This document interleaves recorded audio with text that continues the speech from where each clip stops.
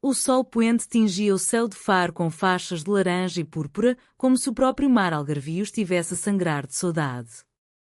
Inês parou de repente no cais de madeira velha, o coração a martelar como as ondas que se estilhaçavam contra as rochas lá embaixo. Não posso mais fingir, Sofia. Cada vez que te vejo, sinto que o mundo inteiro me engole viva. As palavras escaparam-lhe dos lábios num sussurro rouco, carregado de lágrimas que se recusavam a cair. Sofia, com os olhos castanhos arregalados como o horizonte infinito, estendeu a mão, mas o toque nunca chegou. O vento salgado levou o eco da confissão para o abismo e, naquele instante, a amizade que as unira desde os bancos da escola secundária em Faro rachou como uma concha frágil sob a maré alta. Era o fim de algo inocente, ou o nascimento de um segredo que mudaria tudo? Faro, a joia escondida do Algarve, onde o aroma de laranjeiras se mistura com o sal do oceano, sempre fora o palco das suas vidas. Inês, com 18 anos recém-completados, era a filha do pescador Teófilo, um homem de mãos calejadas pelo anzol e pelo vinho de mesa, que contava histórias de sereias nas noites de arraial. Cresceu entre redes de pesca e o canto das gaivotas, sonhando com as praias de areia dourada onde o sol beija a pele até queimar. Sofia, por seu lado, viera de Lisboa há 3 anos, trazida pela mãe viúva, Dona Margarida, que abria uma pequena pastelaria na rua de Santo António. Com cabelos negros como a noite de São João e um riso que ecoava como o fado melancólico, Sofia era a rapariga que iluminava as salas de aula com os seus desenhos de azulejos tradicionais, inspirados nas fachadas mouriscas da cidade velha. A amizade nascera no primeiro dia de aulas, no Liceu de Faro, sob o olhar severo da estátua de Dom Afonso III na praça. Inês, tímida e de ombros curvados como as oliveiras antigas, tropeçara na mochila de Sofia durante o intervalo. Desculpa, eu sou um desastre ambulante, rira Inês, corando como as romãs maduras do mercado. Sofia, limpando o chão com um pano imaginário, respondera: então somos duas desastradas. Vamos ser desastradas juntas? Daí em diante, eram inseparáveis, partilhavam pastéis de nata quentes na pastelaria da mãe de Sofia, passeavam pela Ria Formosa em bicicletas enferrujadas e sussurravam segredos sob o arco de pedra da Sé de Faro, onde o cheiro de incenso se misturava com o perfume de jasmim das varandas. Mas o outono daquele ano trouxe mudanças. As aulas de literatura portuguesa, com o professor Almeida a recitar versos de Camões sobre amores impossíveis, acenderam faíscas que nenhuma das duas esperava. Inês sentia o estômago revirar quando Sofia se inclinava para copiar as notas, o roçar acidental dos braços enviando choques como as descargas elétricas das tempestades de verão. É só amizade, repetia Inês ao espelho rachado do quarto, rodeada de postais de Sagres e fotografias da família no arraial de São Brás. Mas à noite, nos sonhos, via Sofia dançando ao som de ranchos folclóricos, as saias rodadas girando como ondas, e acordava com o peito apertado, o coração a sussurrar verdades que a sociedade de Faro, com as suas missas dominicais e olhares cruzados nas tabernas, não perdoaria. Sofia, mais ousada, lutava contra os seus próprios demónios. Em Lisboa, ouvira histórias sussurradas sobre mulheres como nós, nas sombras dos bares do bairro Alto, mas em Faro, o conservadorismo era como o calcário das falésias, impenetrável. A mãe, Dona Margarida, com o seu rosário sempre ao pescoço e as receitas de doces conventuais passadas de avó para neta, esperava que Sofia se casasse com um rapaz da terra, talvez o filho do ferreiro, para perpetuar a linhagem católica. O amor é como o mar, filha, calmo na superfície, mas profundo e perigoso, dissera-lhe uma vez, sem saber o quão profético seria. O crush escondido floresceu em segredo, como as flores de buganvília que escalam as paredes brancas das casas alentejanas. Começaram com bilhetes dobrados nas carteiras. O teu sorriso é melhor que o sol de agosto de Inês e o teu olhar mais azul que a ria de Sofia. Depois, toques furtivos nas mãos durante as caminhadas pela praia de Faro, onde o areal se estendia como um tapete infinito. Uma tarde, após uma visita ao Museu Municipal, com as suas cerâmicas vidradas contando a história dos mouros, sentaram-se num banco de azulejos sob os arcos da Arco da Vila. O sol filtrava-se pelas folhas de palmeira e Sofia, num impulso, entrelaçou os dedos nos de Inês. Sentes isto também? Como se o mundo parasse só para nós? Inês assentiu, o coração a galopar como um cavalo selvagem nas planícies do Alentejo, mas o medo já se instalava, uma sombra fria como o vento de noroeste. A pressão social veio como uma maré alta, inexorável. No liceu, os rumores começaram com o regresso de João, o primo de Inês, um rapaz de ombros largos e riso fácil, que estudara em Coimbra e voltara com ideias modernas. Vocês duas estão sempre coladas como ostras na rocha, brincar ele numa tarde de futebol na praça. Mas o tom era afiado e Inês sentiu o rubor subir-lhe às faces. Dona Margarida, ao saber dos fofocas, chamou Sofia à pastelaria. Minha querida, a amizade é bela, mas o futuro é para maridos e filhos. Não queiras manchar o nome da família com devaneios. As palavras cortaram como facas de ourives e Sofia, de regresso a casa, chorou até que o travesseiro ficasse encharcado, o sabor salgado misturando-se com as lágrimas. Inês, pressionada pelo pai, que sonhava com netos a puxar redes de peixe, começou a afastar-se. É melhor assim, Sofia. O povo de Faro tem olhos em todo lado e eu não quero que sofras por minha causa. Mas cada separação era uma ferida aberta, sangrando em silêncio. As noites de insônia enchiam-se de fados imaginários, cantados por Amália Rodrigues na Rádio Velha, estrangeira, que mal me queres? O crush, outrora doce como o vinho de lagoa, tornava-se um veneno lento. A ruptura veio numa noite de tormenta, quando o céu sobre Faro se rasgou em relâmpagos que iluminavam as muralhas medievais como fantasmas zangados. Inês e Sofia haviam marcado um encontro secreto na praia da Quinta do Lago, longe dos olhares da vila, onde as dunas sussurravam segredos ao vento. O mar rugia, furioso, espelhando a alma de Inês, que chegara primeiro, os pés afundados na areia úmida, o casaco de lã colado à pele pela chuva. Eu não aguento mais, Sofia. O meu pai encontrou os bilhetes. Disse que sou uma vergonha para a família, que o Senhor nos castigará como Sodoma. As palavras saíram num soluço e Inês caiu de joelhos, as mãos a agarrar punhados de areia como se pudesse ancorar o seu coração à terra. Sofia, correndo pela praia com o vestido ensopado, ajoelhou-se ao lado dela, os braços envolvendo-a num abraço que desafiava a tempestade. Então fujamos, Inês. Para Lisboa, para onde for. O amor não é pecado, é o que nos faz humanas, como as cantoras de fado que choram as dores do povo. Mas Inês afastou-se, os olhos selvagens de pânico. E a tua mãe? O teu futuro na pastelaria? Eu sou só a filha do pescador, sem nada a oferecer senão este amor proibido. A discussão escalou, vozes perdidas no trovejar, até que Sofia, num gesto de desespero, beijou Inês, um toque breve, salgado de lágrimas e chuva, o primeiro selo do que sentiam. Mas Inês recuou, horrorizada. Não. Assim nos condenamos. Acaba aqui, Sofia. Por favor. A separação foi como uma faca cravada no peito, torcida devagar. Nos dias seguintes, o liceu tornou-se um campo minado. Inês sentava-se na última fila, os olhos fixos no quadro negro onde o professor desenhava mapas do Império Português, mas a mente vagava para as curvas suaves do rosto de Sofia.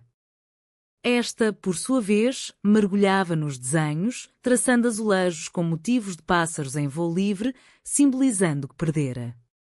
A pastelaria da mãe, outrora refúgio de risos, agora ecoava com o tilintar solitário de chávenas e o zumbido das abelhas no jardim de alecrim. Dona Margarida notara a mudança. Estás pálida, filha. É saudades de Lisboa?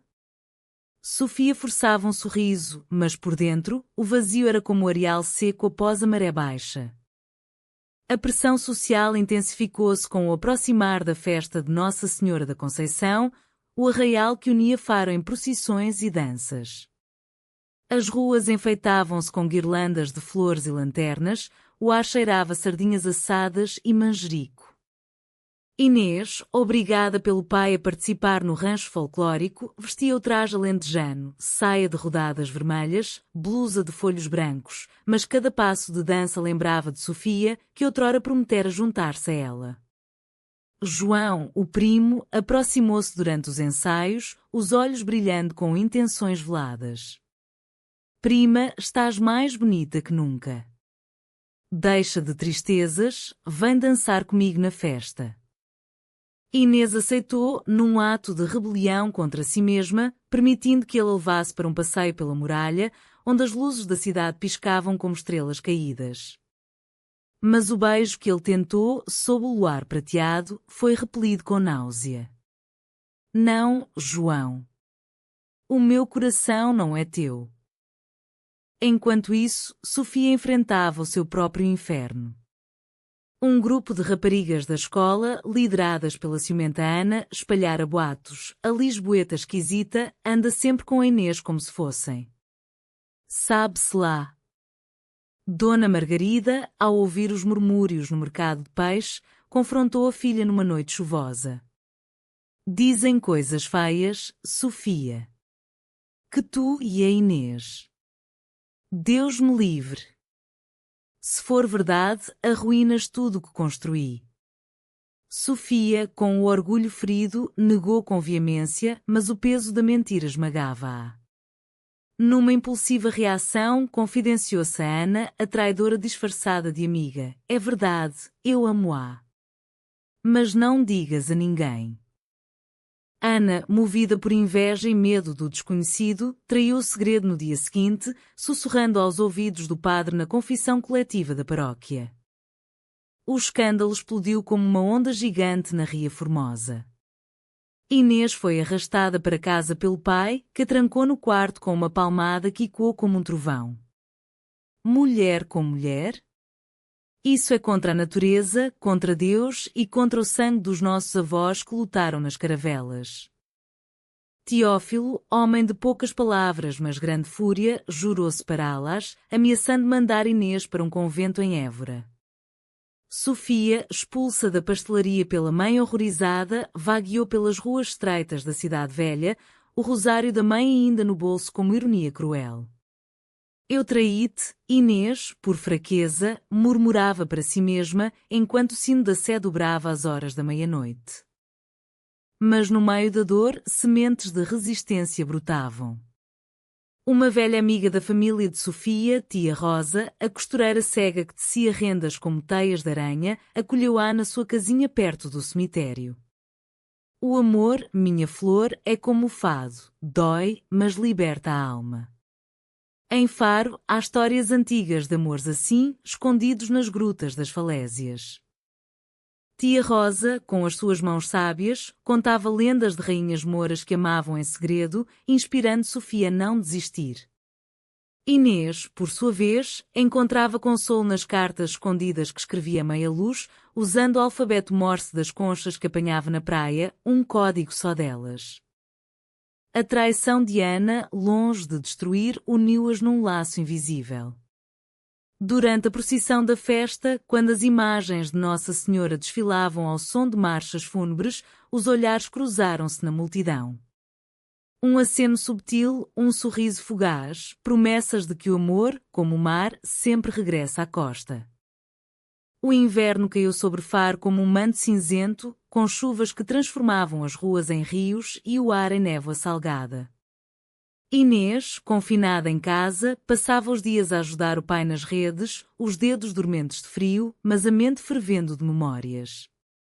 Cada concha que encontrava na praia, ao amanhecer, era um talismã, uma branca e lisa para o riso de Sofia, uma espiralada para os seus sussurros. Teófilo, amolecido pelo remorso após uma bebedeira de aguardente, começou a questionar as suas certezas. Filha, o mar leva o que quer, mas às vezes devolve mais forte. Numa noite de consoada familiar, com o bacalhau ao forno e o vinho tinto de Monção, ele confessou: eu amei a tua mãe contra a vontade do meu pai. O amor não se mede por regras de padre. Sofia, na casa de tia Rosa, tecia planos. A velha, com a sua voz rouca como o vento nas dunas, ensinava-lhe canções antigas do Algarve, baladas de amores perdidos que terminavam em redenção. Vai à ilha deserta, menina. Lá, o mar lava as culpas. Assim, numa manhã de geada rara, Sofia remou um barco emprestado até à barreira de areia da Ria Formosa, onde flamingos cor-de-rosa dançavam no horizonte. Escreveu uma carta em pergaminho improvisado com casca de cortiça. Inês, o nosso amor é como esta ilha, isolado, mas eterno. Encontra-me onde as ondas beijam as estrelas. Enviou-a com um miúdo da rua, que entregou disfarçada de convite para um piquenique. O reencontro foi um milagre frágil. Inês escapuliu-se à noite, fingindo uma dor de cabeça, e remou até à ilha, o coração a bater ao ritmo das remadas. A lua cheia banhava a areia em prata e Sofia esperava, uma fogueira crepitante a seus pés, assando castanhas quentes como as do São Martinho. Perdoa-me a fraqueza, disse Sofia, estendendo a mão. Inês correu para os seus braços, e ali, sob o céu estrelado, prometeram proteção mútua.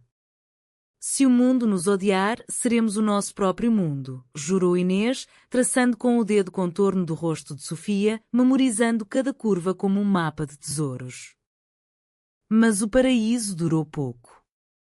João, o primo, invejoso e pressionado pela família para salvar Inês, seguiu-a numa noite subsequente.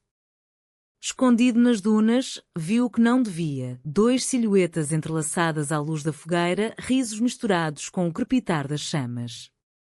A traição veio rápida, não de Ana, mas dele, que correu aos tios com a história torcida. Elas são do diabo, prima. Vi com os meus olhos. O escândalo reacendeu-se, maior que antes. Teófilo, furioso, trancou Inês de novo, enquanto Dona Margarida, alertada por fofocas no mercado, arrastou Sofia de volta à pastelaria, o rosário a balançar como um chicote.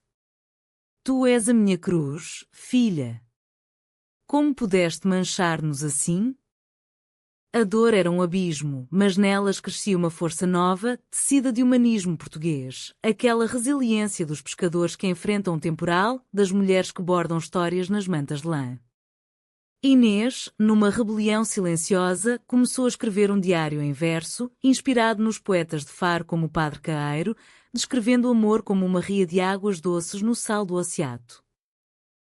Sofia, ajudando tia Rosa nas rendas, incorporava símbolos secretos, corações entrelaçados em padrões mouriscos, que vendia no mercado como amuleto contra tempestades. O conflito culminou na primavera, com a chegada do Festival do Cravo, quando Faro se enchia de pétalas vermelhas e música de concertina. As duas, separadas mas unidas no espírito, participaram à distância. Inês dançava no rancho, os olhos procurando Sofia na multidão, esta, na pastelaria, decorava bolos com flores que simbolizavam esperança. Mas João, não satisfeito, confrontou Inês após a dança. Escolhe, prima, eu ou o pecado? Inês, com a voz firme como as falésias de Sagres, respondeu: eu escolho o amor, João. O teu é posse, o meu é liberdade. A ruptura familiar veio em cascata. Teófilo, após uma longa conversa com tia Rosa, que, apesar da cegueira, via mais que todos, começou a duvidar. O Senhor ama todos os seus filhos, não só os que cabem em moldes, murmurou ele numa missa solitária. Dona Margarida, abalada por um sonho onde via Sofia criança a correr livre, questionou o padre: e se o amor for bênção disfarçada? O clérigo, um homem progressista moldado pelos vantos do Vaticano II, respondeu com sabedoria: a fé é ponte, não prisão. Enquanto isso, a amizade traída de Ana transformou-se em redenção. Confrontada por Sofia numa tarde de confissão no Jardim da Sé, Ana chorou. Eu tinha medo, Sofia. Medo do que não entendo. Perdoada, tornou-se aliada, espalhando contra-rumores com a ferocidade de uma leoa. O verão chegou a Faro com o calor abrasador do siroco, transformando o ar em mel quente e as noites em sinfonias de cigarras. Inês e Sofia, ainda separadas fisicamente, comunicavam-se através de sinais. Um lenço vermelho na janela da pastelaria significava penso em ti, uma concha colocada na soleira da casa de Inês, o mar no Zuné.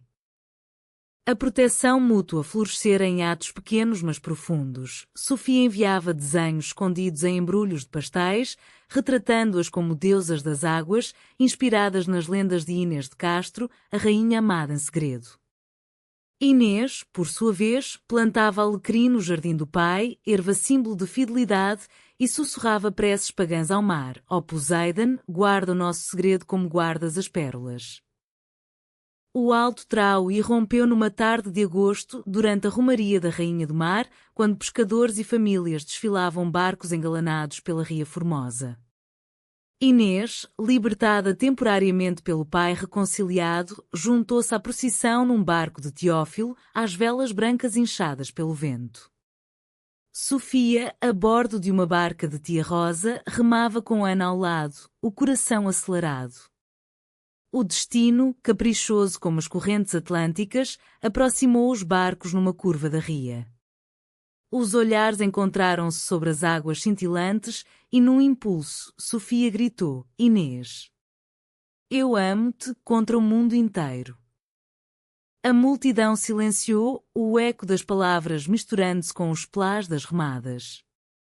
João, presente num barco vizinho, urrou de raiva, tentando remar para separar, mas uma onda traiçoeira virou a sua embarcação, mergulhando na água, um batismo involuntário de humildade. O caos seguiu-se, gritos, risos nervosos, o padre abençoando as águas agitadas.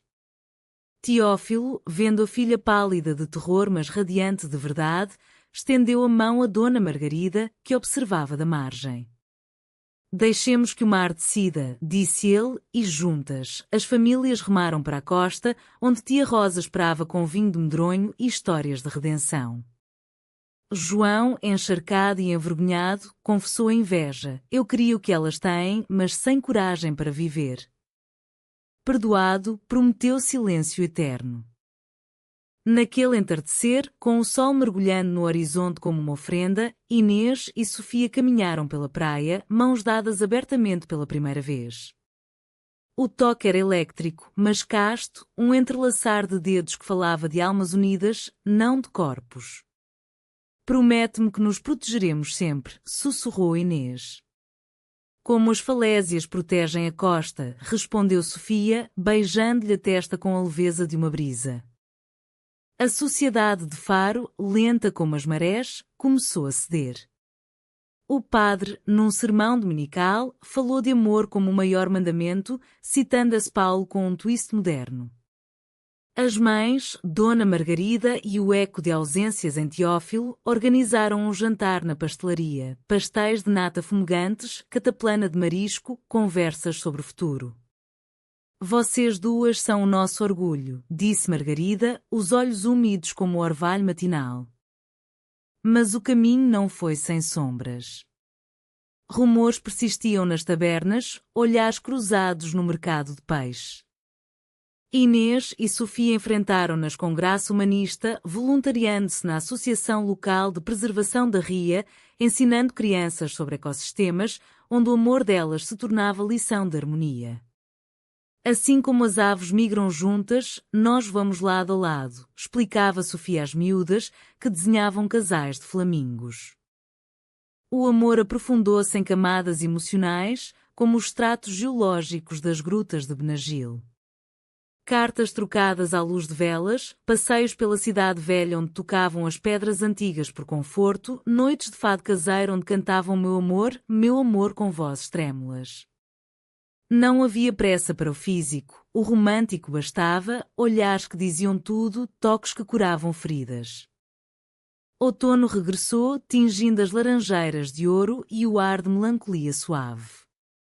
Inês e Sofia, agora abençoadas pela família, mas ainda navegando as correntes sociais, decidiram um pacto: proteção mútua em cada maré. Inscreveram-se no curso de artes na Universidade do Algarve, em Faro, onde o campus ecoava com vozes jovens e ideias livres. Ali, entre aulas de história portuguesa e oficinas de cerâmica, o seu amor floresceu publicamente, mãos dadas nos corredores, beijos castos sob as arcadas de inspiração manuelina. Mas o conflito não terminara. Uma nova traição espreitava na forma de um professor conservador, Dr. Mendes, que via no seu afeto uma aberração moderna contra as tradições lusas. Dr. Mendes, com a sua barba grisalha e tratados sobre o saudosismo de Pessoa, confrontou-as após uma apresentação sobre amores literários. Camões chorou heróis? Não. Isto. Vocês mancharão o legado de Faro. As palavras feriram como espinhos de figueira da Índia e Inês, tremendo de raiva, respondeu: o legado é de corações, não de dogmas, senhor. Sofia, mais diplomática, citou Sofia de Melo: o amor é o que resta quando tudo cai. O incidente espalhou-se, dividindo o departamento. Uns apoavam, outros murmuravam. A pressão culminou numa assembleia estudantil, onde João, agora aliado relutante, redimido pelo mergulho na ria, defendeu-as. Eu vi o ódio de perto, o amor delas é luz. Ana, com desenhos expostos, doou as vendas para uma causa LGBT local, nascida das cinzas da sua culpa. As famílias, fortalecidas, intervieram. Teófilo ofereceu marisco para um jantar de reconciliação, Dona Margarida pastéis com mensagens de esperança bordadas em açúcar. No coração do drama, o romance aprofundou-se em momentos puros. Uma viagem à Serra de Monchique, onde pinheiros sussurravam segredios, e elas acamparam sob estrelas, contando constelações como histórias de avós. Tu és a minha Cassiopeia, disse Inês, traçando padrões no céu com o dedo. Sofia riu, o som como sinos de igreja. E tu, a minha Andromeda, salva do monstro. Não houve mais que abraços apertados e promessas sussurradas, o laço emocional tecendo uma tapeçaria mais forte que qualquer paixão carnal. O humanismo português brilhou na resolução. Tia Rosa, sentindo a tensão, organizou uma renda viva, uma performance onde mulheres da comunidade teciam um manto gigante com motivos de uniões diversas, inspirado nas tapeçarias de arraiolos. Inês e Sofia foram convidadas a bordar o centro, dois corações entrelaçados por ondas. A exposição na Sé, abençoada pelo padre, atraiu turistas e locais, transformando olhares em aplausos. Dr. Mendes, tocado pela arte, pediu desculpas num café à beira-ria. Eu era o cego, vós sois as visionárias. A proteção mútua estendia-se à comunidade. Juntas, fundaram um clube de leitura sobre autoras lésbicas portuguesas, de Natália Correia a Maria Teresa Horta, lendo em voz alta nas praias ao pôr do sol, convidando quem quisesse ouvir. O amor vence não pela força, mas pela persistência, como o mar esculpa as rochas, declarava Sofia, enquanto Inês distribuía conchas gravadas com versos. O ciclo fechou-se no Natal de Faro, com luzes piscando nas varandas mouriscas e o aroma de rabanadas fritas pairando no ar. Inês e Sofia, agora pilares da sua pequena revolução, preparavam a consoada na casa de Teófilo, misturando tradições, o bacalhau da família com os doces conventuais de Margarida e um fado moderno composto por elas, ondas de Faro, sobre amores que desafiam tempestades. A mesa reunia todos, pais, tia Rosa, até João e Ana, símbolos de traições perdoadas. À proteção mútua, brindou Teófilo, erguendo o copo de Porto, e os olhos de todos umedeceram como o mar após a chuva. O clímax final veio não em conflito, mas em aceitação profunda. Uma carta anónima, enviada por um conservador remanescente, ameaçava expor fotos antigas do seu segredo inicial. Mas em vez de medo, elas responderam com uma carta aberta no jornal local, Vozes do Algarve. O nosso amor é como a ria formosa, doce e salgado, vivo e resiliente. Não nos escondeis, iluminai-vos conosco. A resposta foi avassaladora, cartas de apoio, convites para palestras, até o Dr. Mendes a citar-as na sua aula sobre amores contemporâneos em pessoa. O romance, maduro e humano, culminou numa promessa sob o arco da Vila, onde tudo começara. Casemo-nos, Sofia? Não pela lei, mas pelo nosso mar. Sofia, com lágrimas de alegria, assentiu, sim, Inês. Para sempre, como as estrelas guiam os navegantes. O beijo, sob o luar, foi selo de uma vida partilhada, viagens a Lisboa para desfiles do orgulho, tardes na pastelaria a sonhar com uma sua, noites a bordar rendas com tia Rosa, ensinando a netas futuras sobre coragem. O fim não era BKCH, mas uma vitória humanista, o amor vencera não destruindo, mas transformando. Faro, com as suas ondas eternas, sussurrava a aprovação. Inês e Sofia, de mãos dadas na praia, olhavam o horizonte. O mundo mudou por nós, disse Inês. Não o mundo, corrigiu Sofia, sorrindo, mas nós mudamos o nosso mundo. E isso basta. E assim, no pulsar do coração algarvio, o segredo tornara-se hino, a amizade, eternidade.